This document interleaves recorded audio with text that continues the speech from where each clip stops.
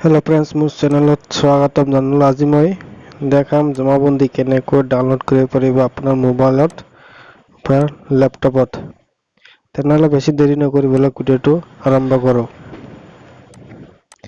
গুগলত বা ব্ৰাউজাৰত গৈ যিকোনো ব্ৰাউজাৰত গৈ কিনে সাৰ্চ কৰিব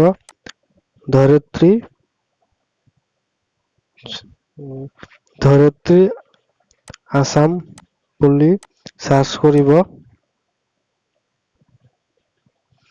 তাৰপিছত পেজ এটা খুলি যাব।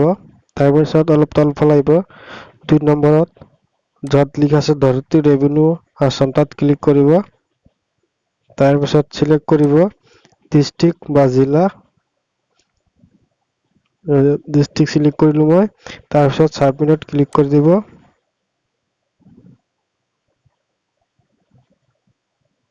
তাৰপিছত সিলেক্ট কৰিব লাগিব মহকুমা। সিলেক্ট কৰাৰ পিছত সাবমিটত ক্লিক কৰিব লাগিব।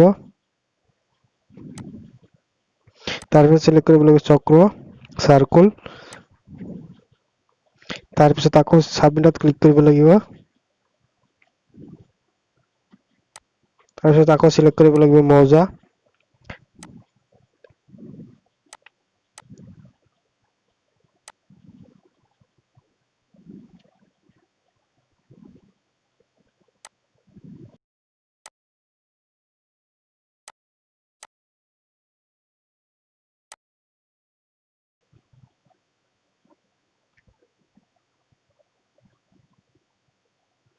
তাৰপিছত সিলেক্ট কৰিব লাগিব গাঁও।